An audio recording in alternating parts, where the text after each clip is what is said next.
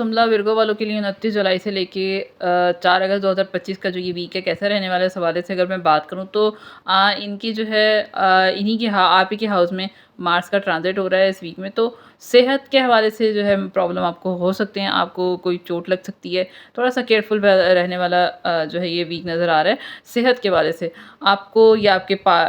जो है पेरेंट्स अगर हयात हैं तो उनको प्रॉब्लम्स हो सकती हैं, एलर्जी की प्रॉब्लम, गैस की प्रॉब्लम या कोई दर्द वगैरह, पेन वगैरह हो सकता है, तो थोड़ा सा एहतियात वाला होगा। पैसों के हवाले से बहुत अच्छा है, अचानक से किसी डील से आपको कोई अच्छी रकम हाथ आ सकती है, या ऑनलाइन कोई आप काम करते हैं या कोई लेन देन करते हैं तो उससे भी आपको फ़ायदा हो सकता है, पैसे मिल सकते हैं। रिलेशनशिप आपका जो है अगर बयान करूँ तो पार्टनर से इस वीक में इख्तलाफात आपके रहेंगे, कुछ ना कुछ जो है इख्तलाफात रहेंगे, बनेंगी भी, ठीक भी होंगे, फिर नहीं भी, आपस में जो है